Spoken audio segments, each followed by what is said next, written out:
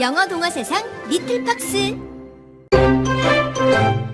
Little Lord Fauntleroy. Chapter 1. An Unexpected Visitor.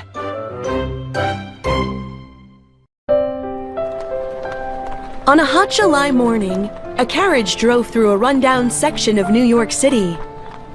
Inside the carriage sat a tall, thin Englishman named Mr. Havisham. I've been the Earl's lawyer for 40 years, He said to himself. but I have never had an assignment like this.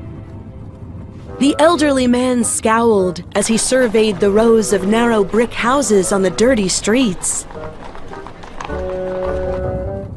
The Earl wants me to find his grandson and take the boy back to England. Mr. Havisham shook his head. I can't believe Lord Fauntleroy, the Earl's heir, lives here in this shabby neighborhood. The Earl of Dorincourt was a wealthy, bad-tempered man who hated America and Americans. He suffered from gout, a painful disease that only increased his foul moods. He'd had 2 sons. His older son, Bevis Errol, had been a constant disappointment. The Earl had briefly approved of his younger son, a captain in the army. But then Captain Errol went to the United States and married an American woman. The Earl was sure she'd only married him for his money. Furious, the Earl cut off communication and refused to give the couple any money. That was many years ago. In the meantime, both Bevis and Captain Errol had died. This meant that Cedric Errol, the captain's 9-year-old son, was Lord Fauntleroy. I can't imagine how rude and ignorant the boy is, Mr. Havisham shuddered. and I dread dealing with his greedy mother. The carriage passed a grocery store, turned the corner, and stopped in front of a modest house. A servant led Mr. Havisham into a plain but neat parlor. While he waited, he looked around the room. There's not much here, but everything, the furniture, the pictures, is in good taste. Mr. Havisham thought. Of course, that's probably the captain's influence and not his wife's. He wouldn't have wanted things that looked cheap even if they were inexpensive. A few minutes later, a woman in a black dress entered the room. "I'm sorry to have kept you waiting," Mrs. Errol said. I mean... For a moment, the lawyer could barely speak. He hadn't expected the widow to be so young or so pretty. Her simple dress was in perfectly good taste. Perhaps she was responsible for decorating the parlor after all. Mr. Havisham looked into her sad eyes. The Earl was wrong. Mr. Havisham thought. I'm a good judge of character. This woman didn't marry Captain Errol for his money. She loved him and still mourns him after all these years. When Mr. Havisham explained why he had come, Mrs. Errol turned pale. "Do you have to take Cedric away?" Mrs. Errol clasped a hand to her mouth. "We love each other so much. You don't know what he means to me. He's all I have since his father died. Cedric was so young when that happened. Why does he have to go now?" Mr. Havisham cleared his throat. The tears in Mrs. Errol's eyes made him uncomfortable. The Earl feels it's time for Lord Fauntleroy to begin training for his future role. Obviously, that's not something he can do here. The lawyer looked around the humble room. Cedric will live with the Earl in Dorincourt Castle. Mrs. Errol's voice trembled. "He's too young to be so far away from me." Of course, you will accompany your son to England. Mrs. Errol relaxed slightly. The Earl will provide a house for you near the castle, as well as a suitable allowance. Lord Fauntleroy will be permitted to visit you. But I must emphasize, Mr. Havisham paused. the Earl doesn't feel kindly toward you. He does not want to see you, and you are forbidden to enter the castle grounds. Mr. Havisham was afraid Mrs. Errol would sob and make a scene. But she simply went to the window. For a few minutes, she stood with her back to him. Then she turned. "My husband was very fond of Dorincourt Castle," she said. "He loved England and everything English. He would want Cedric to know his old home. And he would want Cedric to receive the best possible education for a future Earl." I'm glad you agree. Mr. Havisham was pleased with how easily the conversation had gone. He was also impressed that Mrs. Errol hadn't asked about the size of her allowance. "Cedric has always been loved in this house. I'm sure the Earl won't teach him to hate me." Mrs. Errol's voice broke. "I only hope his grandfather will love him." Mr. Havisham stayed silent. He couldn't imagine the grumpy old Earl loving anybody.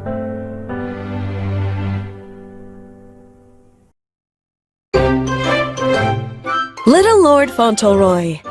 Chapter 2. Surprising News. While Mr. Havisham was visiting Mrs. Errol, Cedric was visiting his best friend. Mr. Hobbs owned the corner grocery store. As Cedric sat in the store, he thought Mr. Hobbs must be rich to own such a place. It was filled with so many different kinds of food, from prunes to biscuits. Mr. Hobbs also owned a horse and wagon for making deliveries. As for Mr. Hobbs himself, he was annoyed by most people. But he always enjoyed Cedric's company. That day he was reading aloud from the newspaper while Cedric perched on a stool. Look at this picture from England. Mr. Hobbs held up the paper so Cedric could see a ceremony at Queen Victoria's palace. All those earls sitting around doing nothing. Have you known many earls, Mr. Hobbs? Cedric asked. I should say not. Mr. Hobbs replied indignantly. They're all tyrants. I won't have any of them sitting around here wearing their fancy velvet robes and coronets. What's a coronet? Cedric asked. A little crown. Mr. Hobbs said with disgust. Cedric was familiar with Mr. Hobbs's poor opinion of the British. They had been the enemy during the American Revolution. He also knew that Mr. Hobbs especially disliked the aristocracy. Maybe earls wouldn't want to be earls if they knew it was a bad thing, Cedric said. Ha! They love being earls. Everybody else does all their work. Why would they give that up? They were in the middle of this conversation when Mrs. Errol's servant, Mary, appeared. Her face was flushed with excitement. "Come home, darling," Mary said to Cedric. "Your mother needs you." Cedric slipped off the stool. Does she want me to take a walk with her? Mary shook her head. She had such an odd look on her face that Cedric immediately began to worry. Is something wrong with Mama? Cedric asked. Has the hot sun given her a headache? "No, but something unusual has happened. Come along now." Mary motioned for Cedric to accompany her. When Cedric reached home, he was puzzled to see a carriage waiting in front of his house. "Hurry upstairs and put on your best clothes," Mary said. As Cedric passed the parlor door, he noticed his mother sitting on the sofa. She was talking to a stranger who sat perfectly straight in his chair. The stranger looked very serious. Mrs. Errol heard his footsteps. "There's Cedric," she said to Mr. Havisham. "He's back from visiting his good friend Mr. Hobbs." Who's Mr. Hobbs? "The owner of the grocery store," Of course. Mr. Havisham said quietly. Once again he wondered what kind of boy Cedric was. In his world, gentlemen's sons didn't make friends with grocers. When Cedric came downstairs, he was wearing a cream-colored suit. Mary had neatly combed his blonde curls. "Oh, Cedric!" Mrs. Errol held out her arms. Cedric ran to his mother and gave her a hug. The tall stranger rose from his chair and studied Cedric from head to toe. So this is Lord Fauntleroy. I'm sorry, sir, but you're mistaken. I'm Cedric Errol. Cedric went over and shook the man's hand. Mr. Havisham couldn't help smiling at this boy who acted like an adult. I'm Mr. Havisham, the Earl of Dorincourt's lawyer. Cedric's eyes widened. You know a real Earl? Wait until I tell Mr. Hobbs. We were just talking about Earls. Come sit next to me. Cedric's mother patted the sofa. Mr. Havisham has some news for you. For the next hour, Mr. Havisham and Mrs. Errol went over the story with Cedric. He kept repeating, You mean I'll be a real Earl someday? As the two adults continued to talk, Cedric listened quietly. When Mary brought tea, Cedric passed the cookies to Mr. Havisham before taking one himself. Mr. Havisham was impressed with his good manners. What a charming, friendly child he is. Mr. Havisham thought. I'm still not sure I understand all this, Cedric said as Mr. Havisham stood up to leave. You will understand in time. Mr. Havisham said. I think you'll find it's quite nice to be an earl. You'll be extremely wealthy one day. After the front door closed, Cedric gave his mother a mournful look. I don't want to leave New York. There has to be a way out of this, Mama. I'm sorry, Cedric, Mrs. Errol said. Your grandfather has sent for you, and you must go.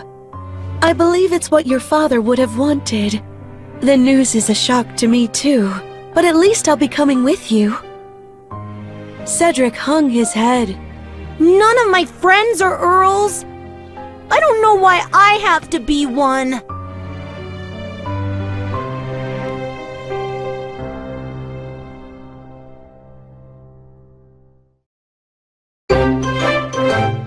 Little Lord Fauntleroy. Chapter 3. Mr. Hobbs meets an Earl.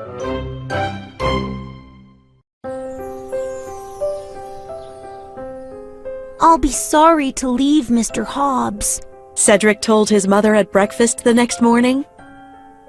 I'll miss all my friends, but especially him. And he'll miss me. I understand, Cedric, Mrs. Errol said. I'll miss my friends, and Mary, and this little house. Her voice trailed off and a tear rolled down her cheek. Cedric got up and gave her a hug. We'll manage, Mama. As soon as the grocery store opened, Cedric went to see Mr. Hobbs. Good morning. The grocer said, setting aside his newspaper. Hello, Cedric said mournfully. He didn't climb onto his usual stool, but stood with his hands in his pockets. He dreaded breaking the news to his friend. Mr. Hobbs, do you remember what we were talking about yesterday? Cedric said. Mr. Hobbs said. I think it was England. Yes, but when Mary arrived, what were we discussing then? Cedric asked. Let's see. Mr. Hobbs rubbed his chin. Queen Victoria and the aristocracy. And earls. You said you wouldn't have any earls sitting around here wearing their robes and coronets. That's right. Mr. Hobbs said. And I called them tyrants, too. I forgot that part. Cedric turned bright red with embarrassment as he took a seat on a barrel. Well, Mr. Hobbs, an earl is sitting here right now. The grocer almost jumped out of his chair. What? Yes, I am an earl. Or rather, I'm going to be one. Mr. Hobbs hurried to check the thermometer in the front window. It's a hot day, and the heat has gone to your head. How do you feel? Mr. Hobbs asked with concern. Do you hurt anywhere? He laid his hand on Cedric's forehead. Poor Cedric. He thought. Something is very wrong with him today. Thank you, but I'm all right. Cedric said. I'm just sorry to say I'm really going to be an earl. That's why Mary fetched me. The earl's lawyer traveled all the way from England to tell my mother. Mr. Hobbs sank into his chair and mopped his face with his handkerchief. One of us has heat stroke. No, we're both fine. Now, let me tell you what the lawyer said. Mr. Hobbs listened carefully as Cedric told the story of how he became Lord Fauntleroy. When Cedric finished, the grocer asked, Who's your grandfather? Cedric pulled a paper from his pocket. I wrote down his name because I couldn't remember it all. John Arthur Molyneux Errol, Earl of Dorincourt. And that's who I'll be someday, the Earl of Dorincourt. Mr. Hobbs let out a low whistle. What did you say your name is now? Lord Fauntleroy? Mr. Hobbs looked amazed. Well, isn't that something? England is very far away, isn't it? Cedric said. Oh my, yes. It's across the Atlantic Ocean. That's the worst part. Cedric said. I probably won't see you for a long time. The two friends sat quietly for a few minutes, thinking about that. Finally, Mr. Hobbs spoke. Are you sure you have to be an earl? Cedric nodded sadly. I'm sure. All I can do is try to be a good one. Cedric spent a long time talking to Mr. Hobbs. On his way home, he saw some of his friends. They were taking turns racing against each other. Come on, Cedric! One boy called. Join us! You can race Billy to the lamppost by your house! Cedric quickly forgot about being an earl and joined Billy at the starting line. At just this moment, Mr. Havisham's carriage pulled into Cedric's street. Mr. Havisham signaled for the driver to stop so he could watch the race. Ready, set, go! The first boy called, and the racers took off. Come on, Lord Fauntleroy. Mr. Havisham said quietly. Cedric ran as fast as he could and touched the lamppost 2 seconds before Billy. Bravo, Lord Fauntleroy! Mr. Havisham said more loudly this time. 3 cheers for Cedric! the boys cried, surrounding their friend. Cedric noticed Billy standing off to the side by himself. Hey, Billy, come here. The winner put his arm around the loser. You know why you lost, Billy? It's simple. My legs are longer than yours, and I'm 3 days older than you. That gave me a huge advantage. Billy slowly smiled. Yes, Cedric. I'm sure you're right. Mr. Havisham's smile turned into a frown. Cedric is such a kind boy. He thought. It's a pity he has to live with the Earl. He has no idea how hard that will be. There was something else Cedric didn't know yet. When he moved to England, he'd be living apart from his mother.